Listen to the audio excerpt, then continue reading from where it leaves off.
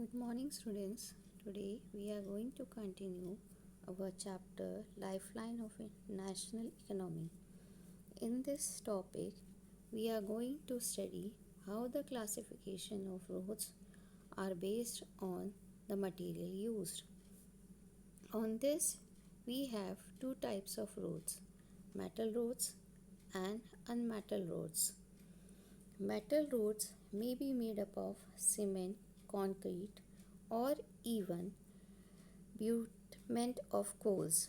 Therefore, these are all weathered roads, and unmetal roads go out of use in the rainy season. That means when the rainy season is there, these metal roads they stay as they are and they did not get destroyed. But the unmetal road, which are made up of clay, crushed rocks, or can be used in a dry season only, they mainly get destroyed or become rough in the rainy season. Now, after that, we have the density of road. The length of road per 100 square kilometer of area is known as density of road. That means 100 square kilometer is taken as the density of road. Distribution of road is not uniform in the country. That means they are not equally distributed.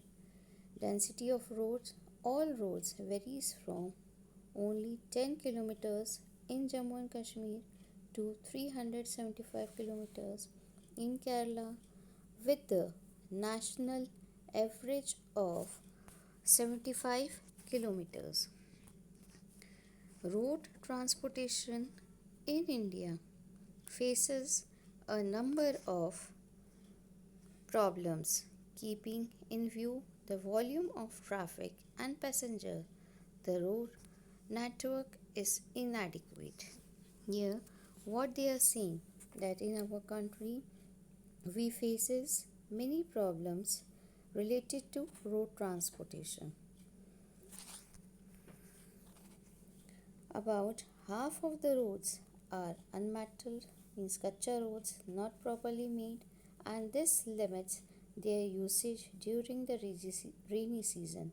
Mainly, people prefer to use the metal roads because in the metal road they can easily travel and go smoothly. But in unmetal roads, the roads are not properly during the rainy season. They are rough and it is not easy to drive on it. The national highways are inadequate too. Moreover, the roads are highly congested in cities, and most of the bridges and culverts are old and narrow. What they are trying to say that in our country national highways are not too much. So in cities many roads are very congested. Limited roads are there. There are bridges, but most of the bridges and culverts are old. They are made very in a very short period, and they are very old and very narrow, so the traffic problem is always there. Now, after that, we have next topic, that is railways. Railways are the principal mode of transportation for frequent and passengers in India. Railways also make it possible to conduct multifarious activities like business, sightseeing, pilgrimage, along with transport of goods over the long period. That means they are saying that in our country, railways not only take passengers from one place to another, but it is also used to carry goods from one place to another. And railways, it is also used for the business purpose, sightseeing, and even some rail runs only to the pilgrimage areas where pilgrimage people they go to see the temples and the holy places. The Indian Railways have a network of 7,031 stations spread over a route length of 63,221 kilometers with a fleet of 7,817 locomotives, 5,321 passenger service vehicles, 43,518 passenger coaches, 4,904 and other coaches vehicles, and 2,28,170 wagons as on 31st March 2014. The distribution pattern of the railway network in our country has been largely influenced by physiography, economic and administrative factors, that means geographical features, economic purpose, and how to administer it. It is being used in such a way. Railways have reached the North Indian plains, the hilly terrains of peninsular India, and the mountain regions, the deserts and the swamps of Gujarat, the forest tracts of Madhya Pradesh, Chhattisgarh, Orissa, and Jharkhand, and the contiguous streets in the Sayadis. That means they are trying to see that our Indian Railway, is being using all the terrains, all the plains, all the plateaus and the coastal areas for the welfare of the country. The Konkan Railway has facilitated the movement of passengers and goods in these hilly areas. Now see, here is the railway zone of the map of our country. How the railway tracks have been laid to different parts of the countries in all the direction. Now after that we have pipelines. Pipeline transport network is a new arrival on the transportation map of India. These are used for transporting crude oil, petroleum products, and natural gas from oil and natural gas fields to the refineries, fertilizers, factories, and big thermal power plants. Children here they are trying to say that through these pipelines, oil, petroleum, and natural gas they are taken from the fields, oil fields, to the refineries and fertilizers factories and big thermal power plants. Solids can also be transported through pipeline when converted into slurry.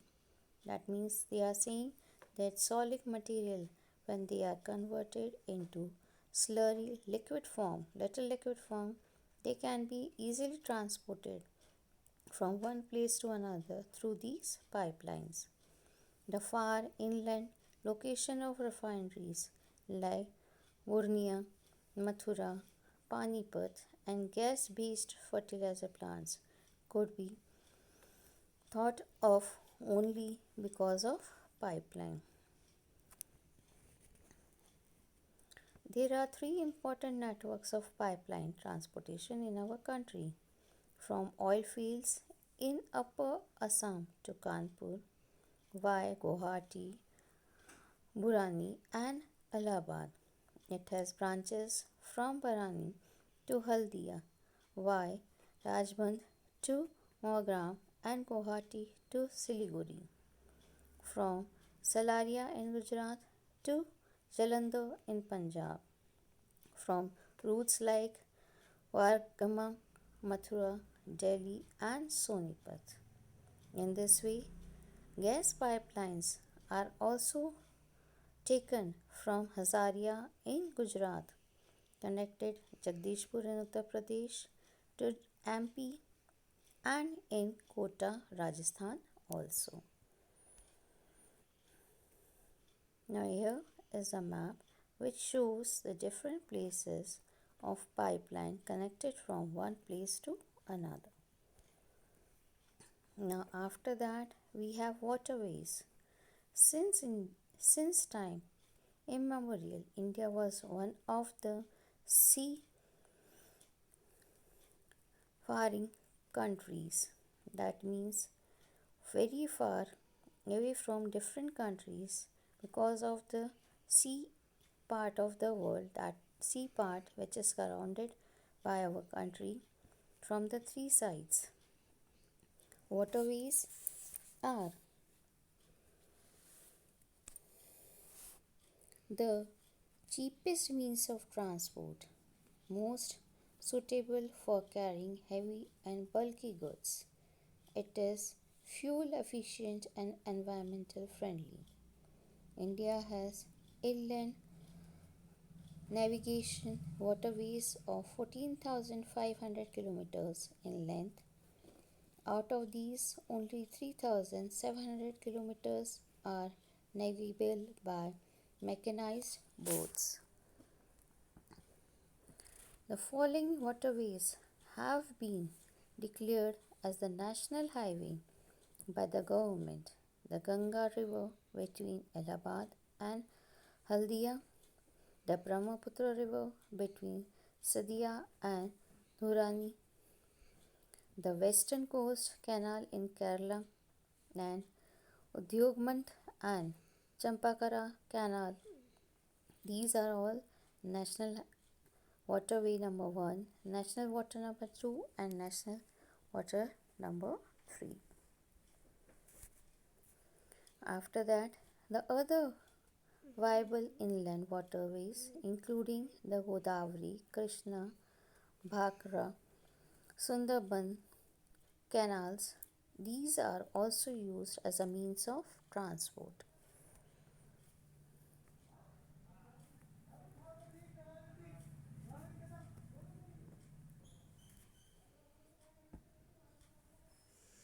Now, after that, we have major seaports. In India, we have 12 major seaports and 181 medium and minor ports. Some major ports are Kandla, Mumbai, Vishakhapatnam, Paradip, Kolkata, etc. Mumbai is the biggest port used for national and international trade.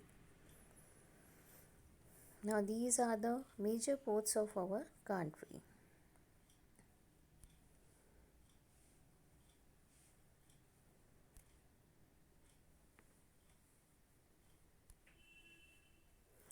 Now, this was your chapter till major seaports of our country. After that, we will take airways and communication system, in which we are going to study personal communication, mass communication, and after that international trade and tourism as a trade. Hope you have understood it. Thank you.